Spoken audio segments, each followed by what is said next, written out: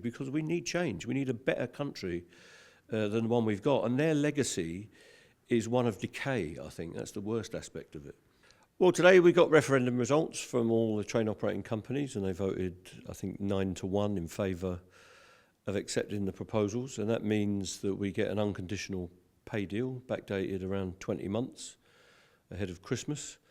We get a job security agreement, which we were told we would never get, of no compulsory redundancies to the end of next year.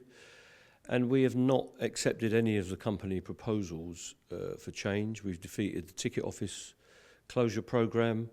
We've forced them to take away driver-only operation proposals, extending the working week, and all sorts of things that they had on the table. That will all be discussed next year from the springtime.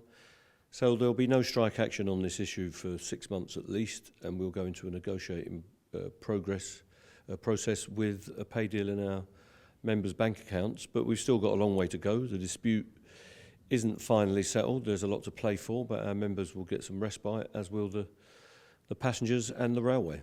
Tell me why the driver-only operations, not having that is important, and also why job security was so important.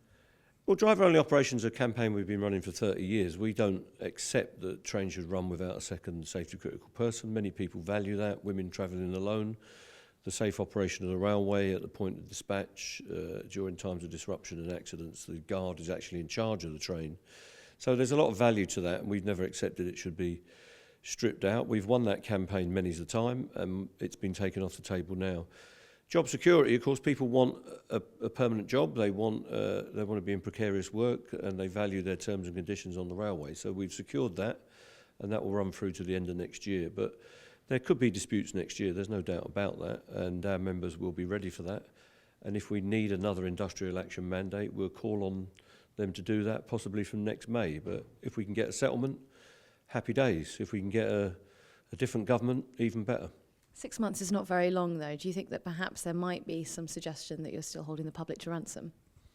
Well, we don't hold anyone to ransom. We negotiate deals with companies. If we can't get one, we have the right to take industrial action. So we don't want to be involved in strike action. It's quite an onerous task to run strikes and for our members to not get paid for the days they're off work.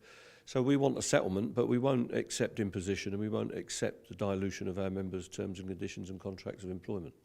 And this 5% pay deal, are the members happy about that? No, we're not happy about it either. It's way below inflation, but we realise what we're up against. We were told we wouldn't get any pay rise unless we accepted all of these preconditions, which I've set out, and we haven't accepted anything at all.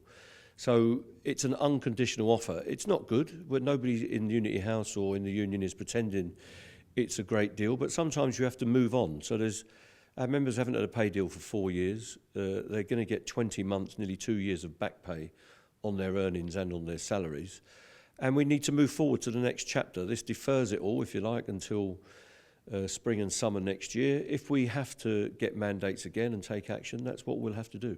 Do you think the next government, if there is a different government come election, do you think they'll be more receptive to a higher pay deal? Well, I don't think they're going to be a soft touch. If it's it'll be a Tory government or a Labour government. It's a binary choice. A Labour government has said that they'll take the railways back into public ownership. I don't think they will be as hard on public sector pay, where we've had barristers and hospital consultants, teachers, nurses. Virtually everyone in the public sector has been in dispute over the last 2 years. I don't think they'll take that approach, but it doesn't mean they're a soft touch. But they're also saying the railways being public ownership, we're going to have a wave of insourcing across the public sector so that people in precarious work, outsourced subcontractors, can come back in and get proper terms and conditions.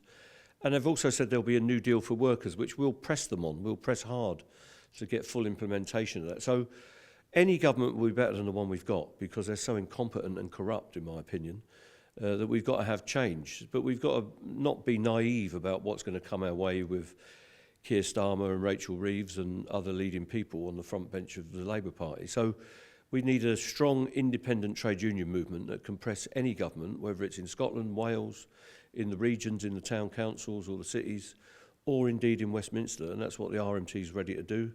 And I hope the rest of the union movement is geared up for that as well. Would you advise people to join a union?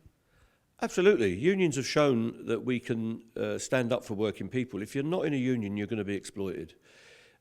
People have seen what the gig economy is like. They've seen what precarious work is like. They've seen that your wages will be driven down year upon year, and you're dependent on favours from your employer or from the authorities to get you any increases. If you're in a union, you can bargain, not beg, and that's the important difference. And union members are generally paid much better than other workers. They get pensions, they get holidays, they get sick pay, and lots of other conditions. And that's what this dispute has been about, preserving things that we've agreed decades and decades ago, which we were determined to retain and pass on to the next generation of rail workers. And we're still determined to do that, no matter who comes up against us, and we're ready for that at any time. Can I ask you, speaking of the government, what did you make of David Cameron being brought back into the cabinet?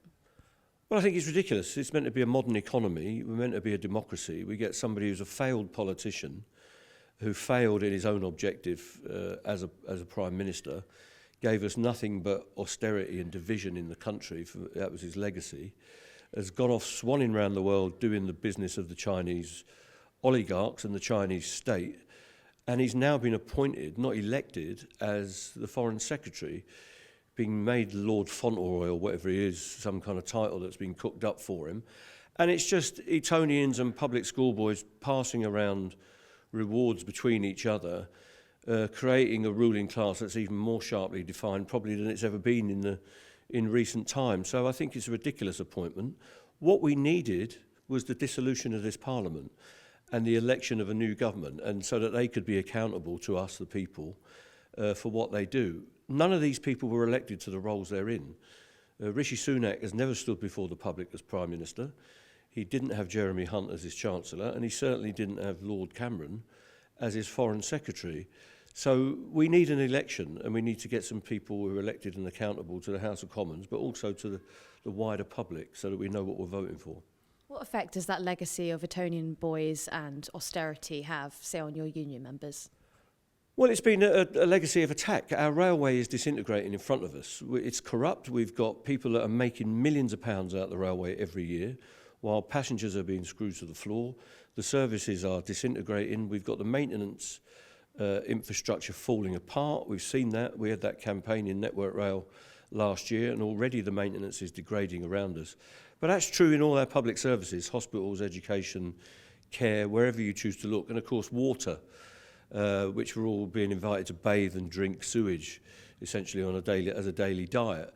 The country is disintegrating, and that's the legacy that these fools have given us. And we need change, and any change would be better than what we've got. So I'm looking forward to an election. I'm looking forward to taking part in the debate and pressing politicians of all colours and all stripes to do something for the ordinary men and women of this country, because we need change. We need a better country than the one we've got. And their legacy is one of decay, I think. That's the worst aspect of it. When you hear, say, the Home Secretary describing Stockton as a shithole, would you say that this government cares about the ordinary person? Yeah, and he did describe it as a shithole. He's telling lies, and if you're not allowed to say that in Parliament, maybe the rest of us need to say it outside. It's the arrogance and the self-importance of these people. They think they can just denigrate ordinary working class people and their environment.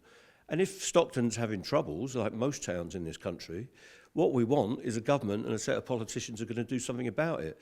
The people of Stockton are struggling on, despite what the ruling class is doing to them. So we need change.